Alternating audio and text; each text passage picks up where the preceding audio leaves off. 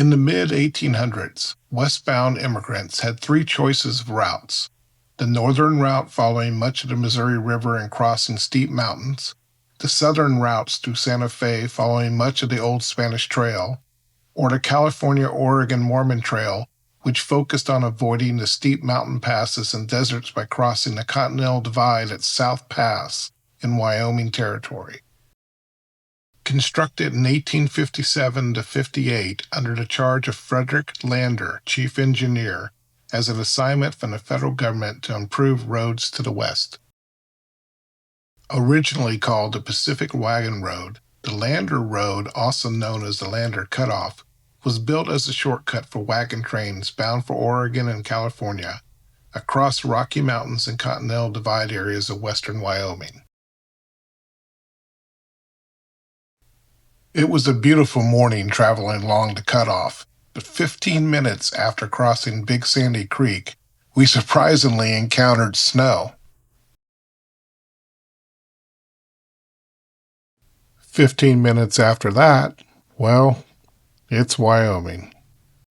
We expected this weather to remain the rest of the day, and boy, were we wrong. Located about 9 miles north of where the Emigrant trails cross the Sweetwater River for the last time, South Pass City developed rapidly as a stage and telegraph station during the 1850s. Notice the old abandoned railroad grade winding around the south, west, and north sides of the town, and how that old grade is one of the dirt roads leading into town today. Only an hour later, and notice the snow has once again returned. Up on a high bluff south of town is the South Pass City Cemetery. After the town experienced multiple mining booms and busts over several decades, many of the families moved their family member remains away from this cemetery. Today, only a few graves still remain.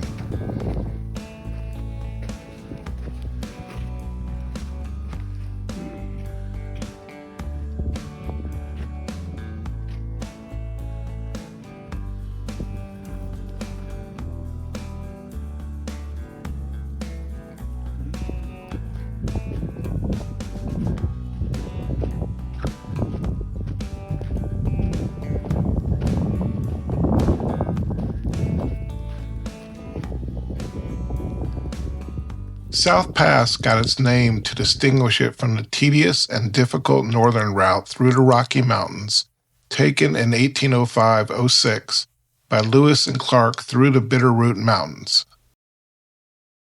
Without South Pass, an isolated little saddle that straddles the Continental Divide in the midst of Wyoming, the entire history of the United States expansion west of the Mississippi would have been very different.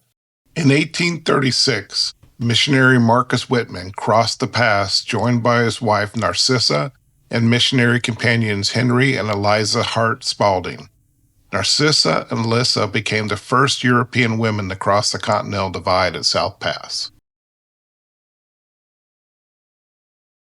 Between 1841, when the first Oregon-bound immigrant wagon train was organized, and 1869, when the Transcontinental Railroad was completed, between 350,000 and 500,000 immigrants crossed this spot, bound for Oregon, California, or other destinations west. On a remote sagebrush flat in Sweetwater County, a simple, seldom visited monument commemorates a place that on maps was once very important, marking where the boundaries of three territorial dominions once intersected: the Louisiana Purchase, Oregon Territory, and Mexico. About 18 miles west after crossing South Pass, immigrant wagons reached a junction known now as the Parting of the Ways. Beginning from right to left, Parting of the Ways false location, Parting of the Ways true location, and Little Sandy Creek crossing. The California-Mormon Trail turned southwest, heading towards Fort Bridger, the older route, before turning north to Fort Hall. The marker at the false Parting of the Ways is accessible from a scenic turnout on State Route 28 The Oregon Trail continued west to Fort Hall along a route commonly referred to as Sublet's Cutoff or Greenwood's Cutoff. First opened in 1844, it saved about 46 miles and almost 3 days' travel, but at the expense of crossing a waterless sagebrush desert. As you've probably noticed, the weather kind of stopped for a little while there and cleared up, but the snow is starting back up again and pretty much will linger the rest of the trip here. The crossing at Little Sandy Creek was a popular camping and resting place for immigrants heading west, and depending on the year's rainfall, provided the first water source after leaving a previous creek 20 miles to the east. This campsite was often a scene of reorganization due to the length of time on the trails and difficult decisions made related to which direction to proceed. One such event was in 1845 when George Donner was elected captain of the group known as the Donner-Reed Party, which later encountered tragedy entering California due in large part to the decisions made at this campsite. I posted a video previously on my channel discussing some of the decisions made by the Donner-Reed Party along the route entering California, as well as an earlier immigrant group known as the Stevens-Townsend-Murphy Party, which preceded the Donners by 2 years. Every so often along the trail, there's a concrete marker post noting the location of the trail. These are maintained by the Oregon-California Trails Association.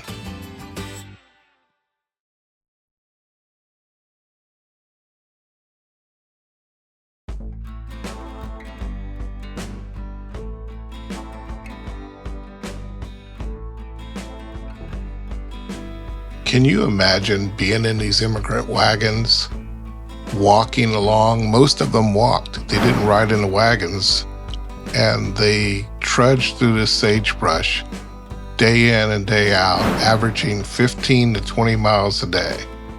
The early wagon trains didn't have the benefit of the tracks to follow, so they actually had to cross the sagebrush on both sides and basically blaze their own trail along through the sagebrush, only to crest a hill to see off in the distance more and more miles of flat prairie.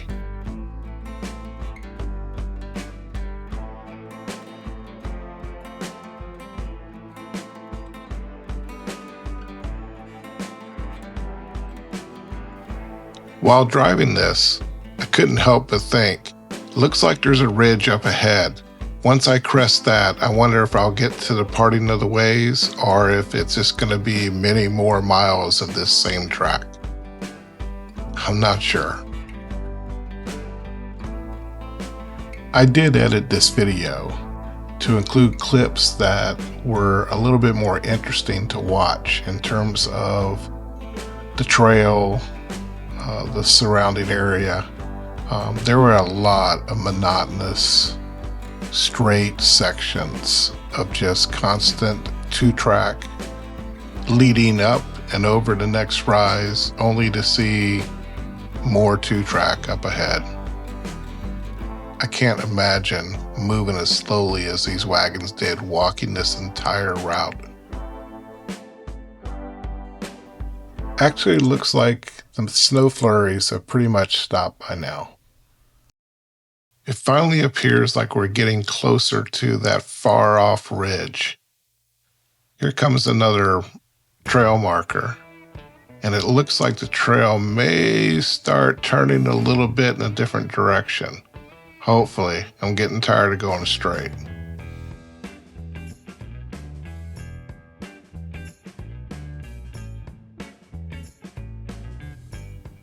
I spoke too soon.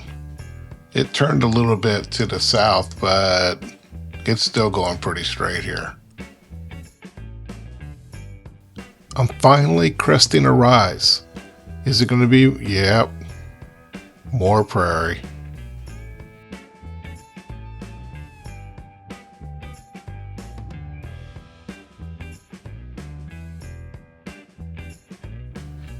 Please hang with me here. I promise, we're going to be hitting the parting of the ways here shortly. I'm beginning to wonder, is there a certain significant geological feature that made them decide here's where we part the paths? Is it a creek?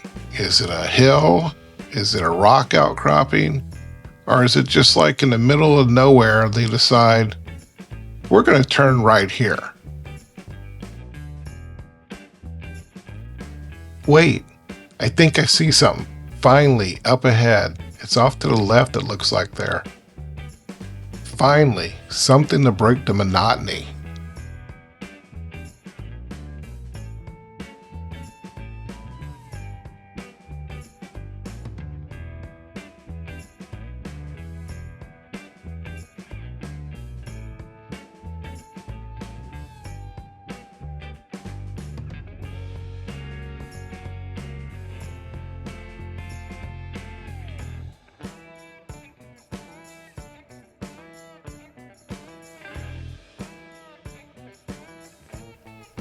There it is, the historical parting of the ways.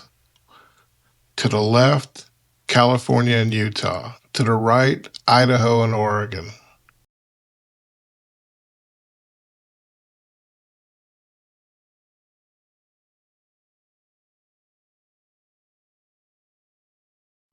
We reached our final destination for this video. Thank you for joining me. Until next time, when we're exploring more immigrant trails in the West.